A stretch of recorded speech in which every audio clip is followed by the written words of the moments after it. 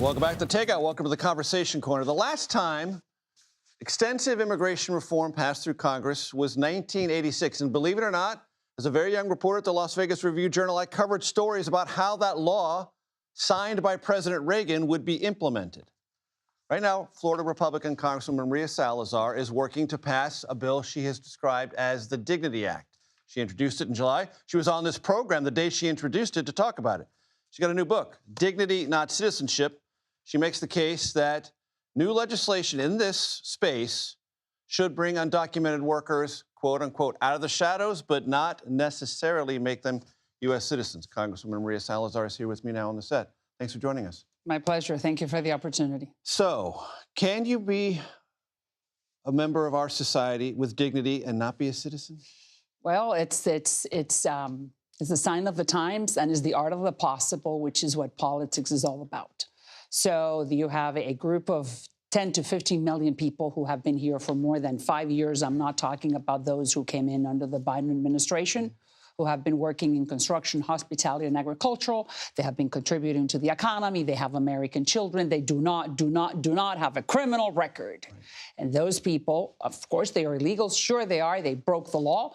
But maybe we can make them pay a fine, force them to give us 1% of their salaries, and then let them stay so they can continue contributing to the #1 economy in the world, which makes us the #1. It will provide us with the #1 military in the world. And what would their status be? Would they be green card status. holders? Would they be permanent residents?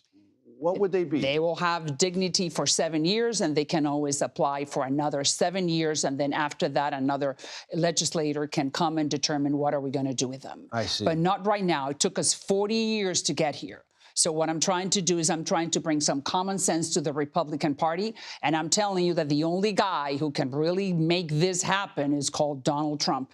That's why I dedicated the book to him and saying, hey, you could be for immigration what Lincoln was for slavery and Reagan was for communism. You pray that he'll read it and consider these arguments. Well, I dedicated it to him, saying you don't got to read it. The only thing you have to do is embrace the concept. In the book, you write, I'm a product of America's immigrant story. Yes. America took my family in when no one else would. My parents arrived in the United States as political refugees from Cuba with only $5 in their pockets and the clothes on their backs.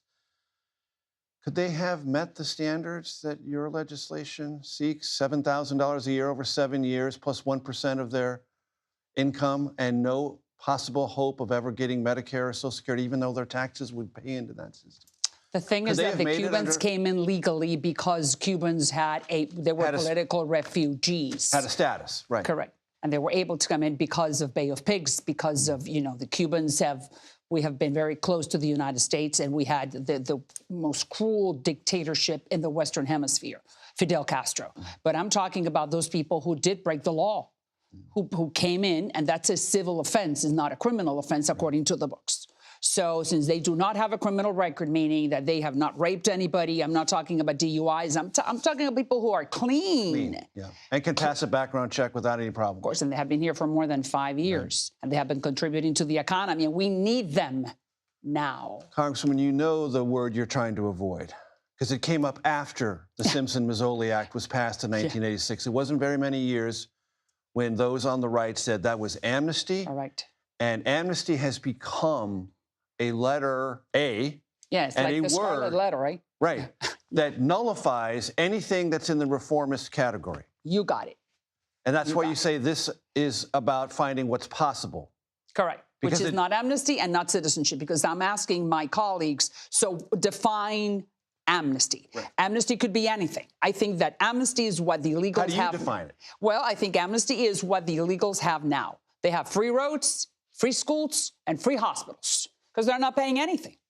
I mean, you have people that have been here for 22 years and they have not paid any taxes, or they have been working. Well, they've paid state income taxes. Yeah, or when they go to the shop and they Medicare, pay. Yeah. Social Security tax, they pay sales taxes. Some of them. Okay. But I want everyone, because this bill will then bring everyone out of the shadows, will make them pay taxes, pay a fine, and pay a levy. So that will create two pots of money. So when you have this conversation, what do you hear back? Do you still hear from Republicans nervous that it still could be interpreted as amnesty? Sure. And they can't do it because they can't move? Correct. and I'm bringing something that is Solomonic to the president and to the GOP, which is not amnesty, is not citizenship, is dignity. Dignity is a biblical word, and we are a Judeo-Christian nation. We're the best country on earth, the most noble. Don't we know it? Cuban Americans, first generation. Don't we know what a great system we have? I was a news reporter. I was in Central America and South America for many years. I know exactly what we bring to the world. So we got to keep that. And for that reason, I want to bring a new block of voters to the GOP. And you want to end, I gather it, or maybe make less intense the immigration raids going on? Well, I think that we are making a mistake because ICE should be dedicating the $150 billion that we assigned under the BBB, that money that we're giving to ICE. Yeah. ICE, Holman is a good guy. Holman, yes, that's right. The head of ICE, he's a good man. I'm not criticizing ICE because they are just following instructions. I just would like the White House to understand that we need to give another set of instructions to ICE so we can then... What should those instructions be? That you go look for the bad hombres, like the president said. Go look for the rapist, for the Tren de Aragua, for the MS-13, for the... But not for the folks outside Home Depot. That's right. Don't touch the ones who do not have a criminal record, have been here for more than 5 years. Bring them out of the shadows. Give them an opportunity to live a dignified life in the promised land, not be an American citizen. Because you know what? They don't care about voting. They don't care, and I know that because I know I belong to that community.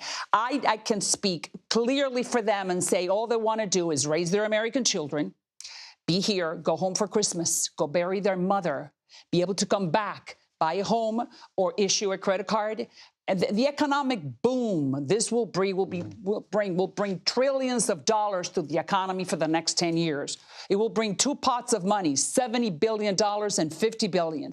$70 billion will go back to the Treasury. This legislation will not cost 1 penny to the taxpayers. Hey, it's not perfect. I'm human, but it's pretty good. Before I let you go, are you going to vote on the Epstein file question? Of course. Of course. Release. Of course. I always said it from the beginning. And yes, there are lines that you don't cross. Okay. And Epstein crossed them, so we got to make... Thank you for coming. And thank you for the opportunity. May the Lord bless us. Thank you.